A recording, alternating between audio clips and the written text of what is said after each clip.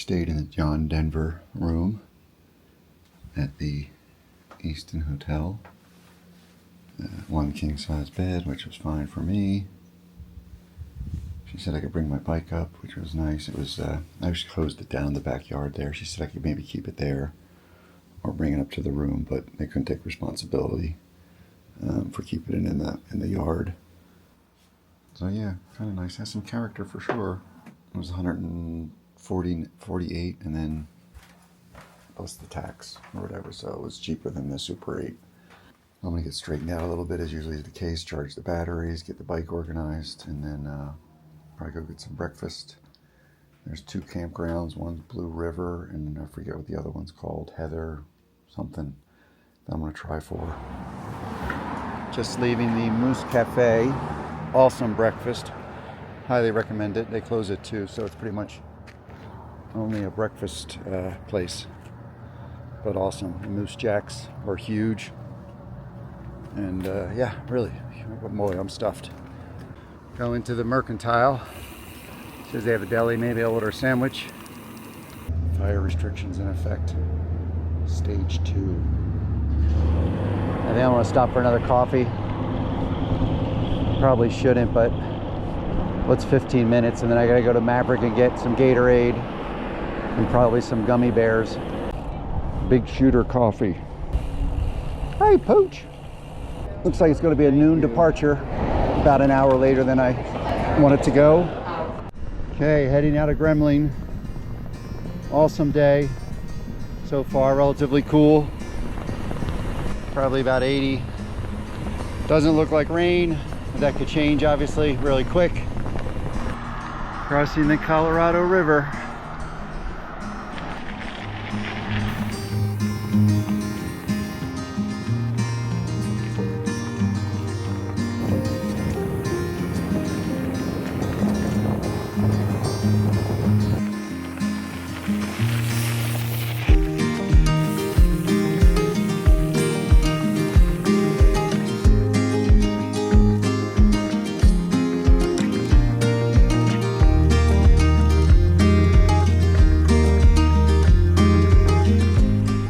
I've got some weather coming in.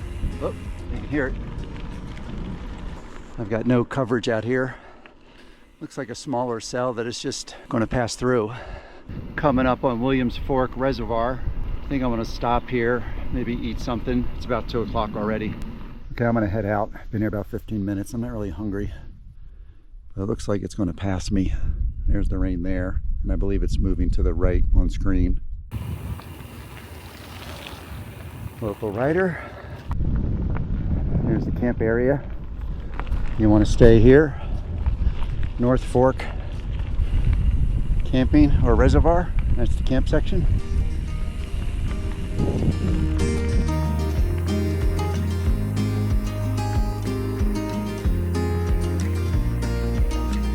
Rain.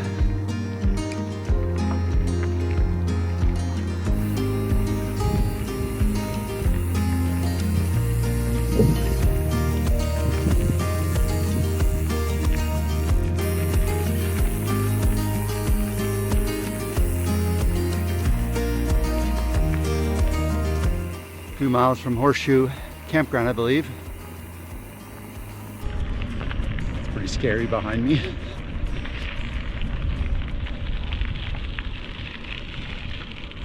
Climbed 1,600 feet and I'm at mile 22. It's 3 o'clock. Almost 4 o'clock. I was going to continue another 18 miles and 1,800 feet of climbing roughly to Blue River. $20, holy shit. I don't see any bear boxes though, unfortunately. That kind of sucks. I guess I'll put it in a latrine. I hope it rains because I don't want it to clear up after I did all this effort to stay here. Be nice if it gets it out of the system, but we'll see. Probably get my water for tomorrow, get the bladder, so I just can filter it and leave. I'm assuming that the weather's going to be better tomorrow, but it might be just more of the same. If I want to get to Hartsel after Frisco, it's like a 60-mile day. Oh, look, blue sky. But I would have been riding this way, and I think I would have been riding with the storm, so, and as long as it clears up by tomorrow, I should be good. It seems like the mornings are always clear, and then it comes in the afternoon. Hey, good morning. Can't tell you how excited I am to see that clear sky. It didn't really rain much last night after I got in the tent, so it's about 6:15. I'm trying to get out of Dodge. Everything's wet, but so happy it's not raining. Those people over there had a campfire going last night, so I wasn't too concerned about bears. It's an okay campground. You're near the water. The pit toilet there is probably the oldest one I've ever seen, although the actual toilet is okay. The structure is pretty run down. All the other ones have been pretty new and pretty well kept. Started to rain, just rolled in right on schedule. I am climbing into a pass, Ute Pass, I believe, and it's a little bit of a cold rain. So I've gone about 3 miles and I just hit what looks to be fresh tarmac, and I am in the middle or the start of a climb, and I'm just about to get in the heavy part of the climb. The climb's been pretty modest, pretty manageable. So far I'm just going to strip down. I got my puffy jacket on and then my rain jacket. I'm going to take the puffy jacket off. Some kind of chute up there. I guess it's a mill. It says mills. Anyway, gotta do this climb, but look at that blue sky over there. And this is Ute Pass. That's awesome. Look at that view. Wow, that's the first clear view I've had without the smoke of any of the mountains in the distance. So it looks like about a 6-mile descent. Might have been a good idea to stay where I was, because I didn't realize that Blue River Campground is on the highway. I might not have been able to get a spot.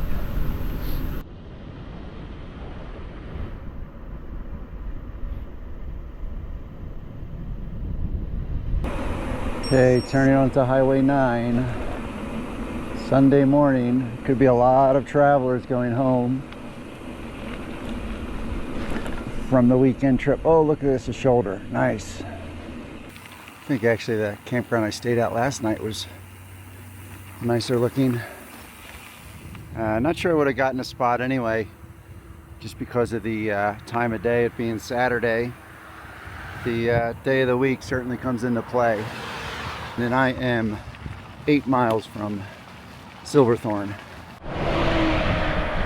And obviously a lot of traffic.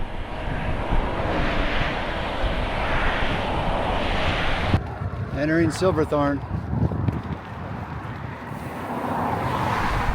There's the river. Nice bike path into the center of town.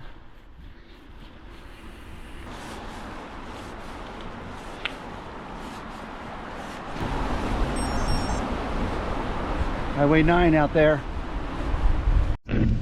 Wow, I didn't expect this expanse of a bike lane going into Silverthorne. Just a lot of people out.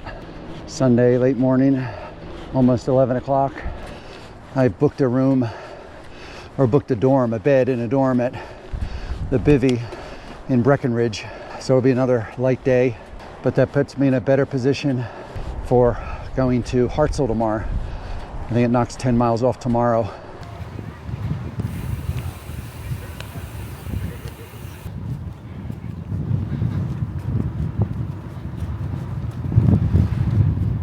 Yeah, here we are in Frisco.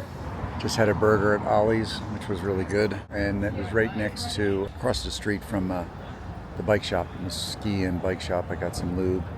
Got about another 11 miles to a hostel I booked in Breckenridge. Maserati. Leaving Frisco, going to make a right on 6th Avenue, I guess. Back on the bike path towards Breckenridge. Very flowy.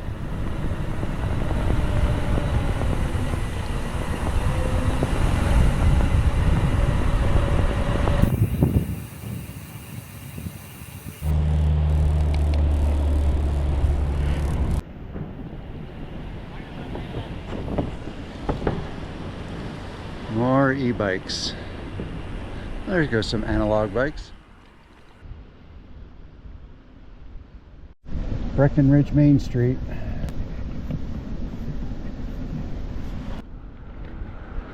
Sunday afternoon.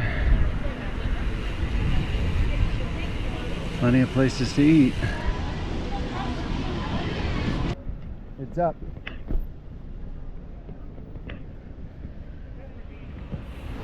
You get the idea, Sunday afternoon.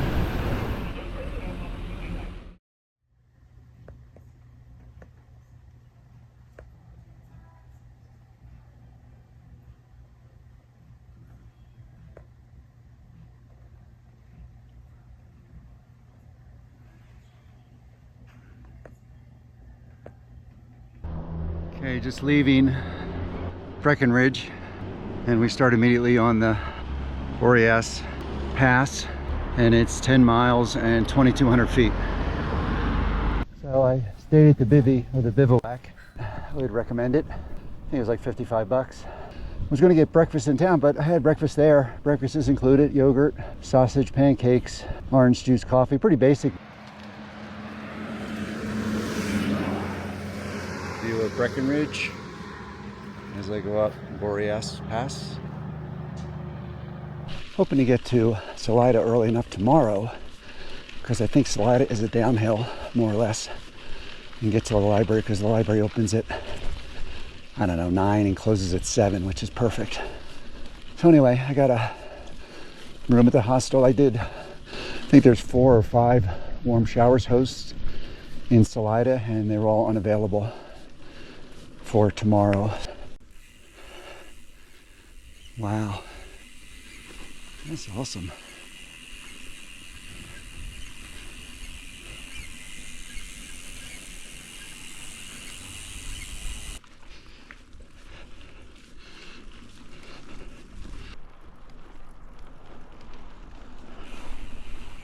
Leaving Breckenridge.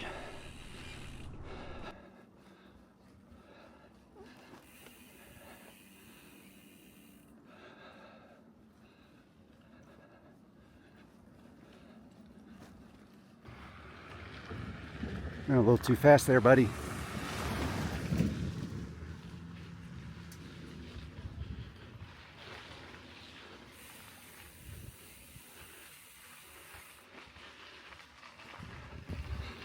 Okay, here's the famous water tank.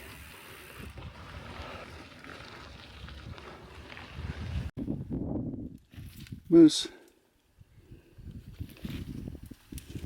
Better get going or they can be nasty.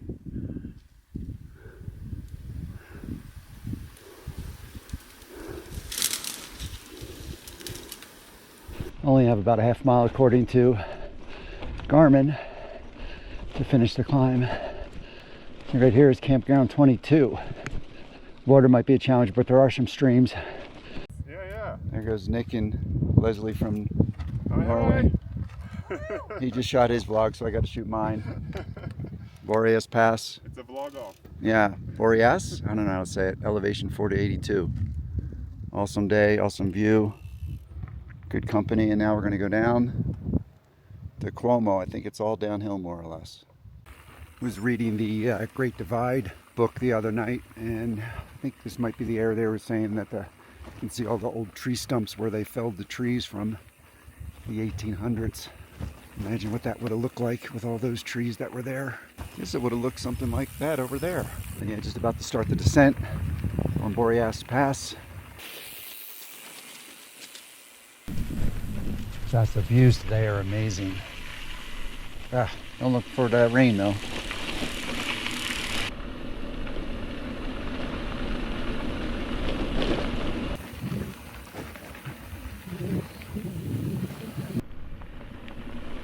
Whoa!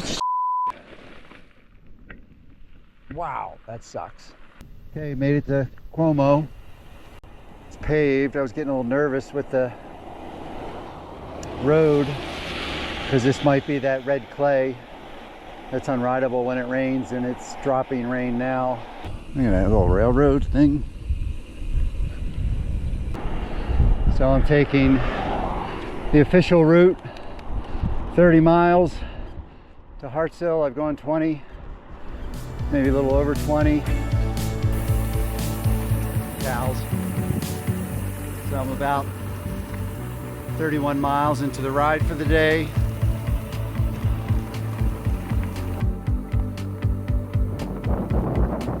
Today's been an awesome day. That really great climb on Boreas Pass. 2,000 feet in 10 miles on a rail trail. This road's been nice and rolling and really nice visuals with the clouds. I haven't gotten rained on. I think I'm about 15, 16 miles from Hartsel for the day.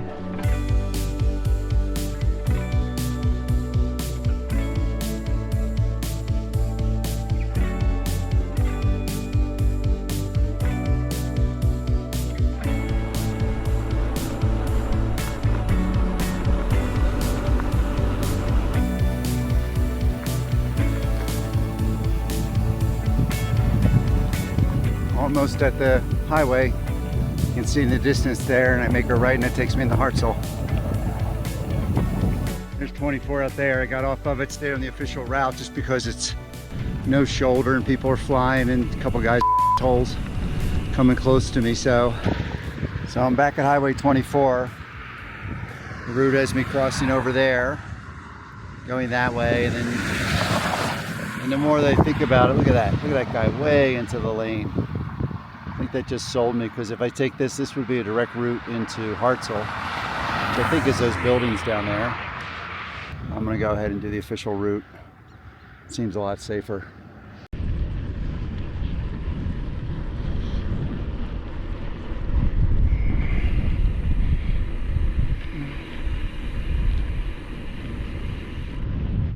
So here we are in Hartsel. It came in around 4 o'clock. A few more people have showed up. Guy and gal going north. He just warned us all about the washboards, which I thought were today, but are tomorrow, unfortunately. And there's a gentleman there with a specialized shirt from the UK, I believe. There's a pizzeria here, but it's only open certain days. Mercantile's out of business. And there's a lot of people here today.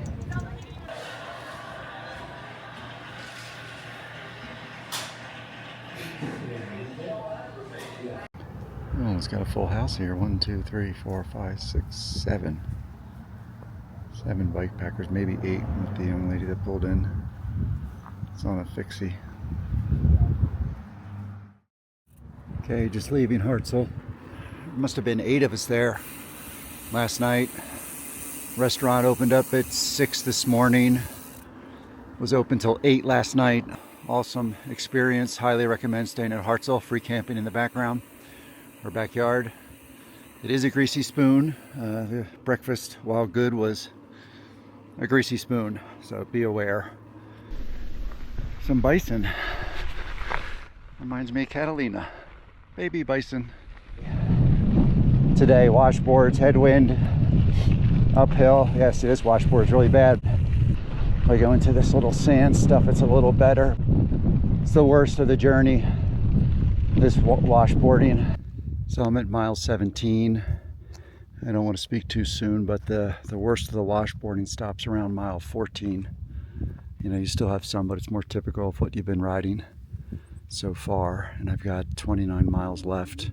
There's a lot of these like trailers out there with no one there, like for when it's hot or something. Farm workers can go in there, or maybe they stay out there, but there seems to be a lot of trailers parked out here in this area. So I have this, rather subtle downhill, but I'm pedaling them to keep moving because of this headwind.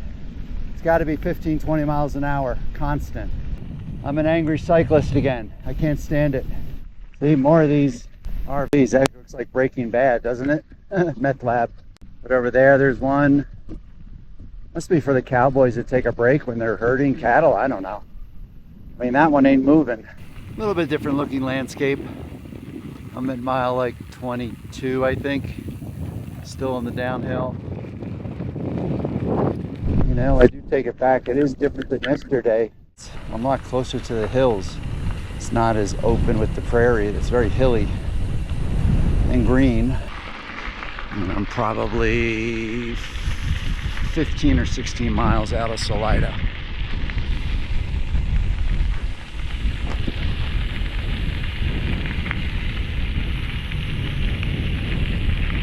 Oh, and there's no water pretty much on this route. If it's a hot day, make sure you take plenty of water. Oh my goodness. This is just demoralizing.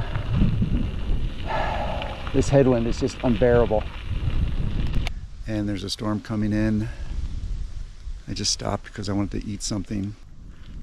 I just found this tree. You know, got prepared to get wet, buttoned up the bike, sealed my camera. I'm just deciding how long I want to wait. I'm not opposed to getting wet, but I think this is the last big climb. It's changed quite a bit, and I've also got some protection from the wind. I'm just really beat from the headwind that I've had all day. Oh boy, this is tough.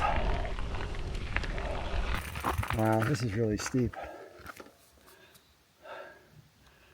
Cool visuals, but rough riding for me anyway. Don't know if I can get back on the bike or not. Oh, look at that rain. So this is the descent. Starts around 36 miles, I believe.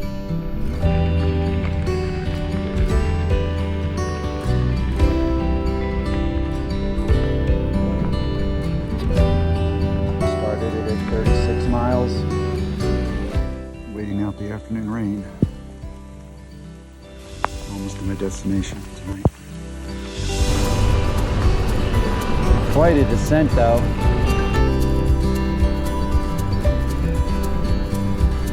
Went to the library, got some stuff done, and it's, wow, 5:45 already. So we'll check in at the hostel and maybe come back out, not sure. Goes downtown Salida. Tuesday night. Gonna come back tomorrow, check it out. Here I am at the Salida Inn. Stayed in the bunk room last night. I'm gonna take a rest day. My bottom bracket is clicking, so I'm gonna go ahead and clean the bike, pull that apart, see if I can figure out what that is. If not, I may have to take it to a bike shop in town. There's supposed to be 2 really good ones. Okay, here I am in downtown Salida. Really cool town, biking town it looks like. A lot of cool architecture as you can see. Dropped the bike off at Subculture Cyclery. They're gonna take a look at it. Anyway, I'm gonna have a couple hours, gonna go to the library and try and enjoy the day. I guess this city's on the CDT and the Continental Divide. And seen a couple through hikers. One of the guys that was in the hostel last night, kid, he's just doing the Colorado Trail. Just love this architecture. It's like the Iron Age or the Railroad Age when it was at its peak. Just your neighborhood deer. Looking for scraps on the porch. I'm on my way back to town, little Bambi. Little Bambi. Yeah, I really like these little towns between Kremmling, Rawlings, Pinedale. You get away from the interstate and they're quite little neat little towns. Little cool little commercial districts, Main Street. Yeah, it's definitely what I enjoy about the ride, is these towns and the people and the restaurants, the food. Today was a rest day and mechanical day and library day. I went to Safeway to get some supplies, mostly lunch supplies because I still have dinner and breakfast, although I did buy more oatmeal. And today was some servicing on the bike. My freewheel bearings were rubbing or were in bad shape, as I think I may have mentioned then. And yeah, I would recommend the hostel. It's like $45 total out the door in a bunk room. They do have private rooms if you want that. Mike lets you bring the bike inside, and they have a hose there to wash your bike if you need to. So I'm gonna wrap this up, and we'll see you tomorrow morning.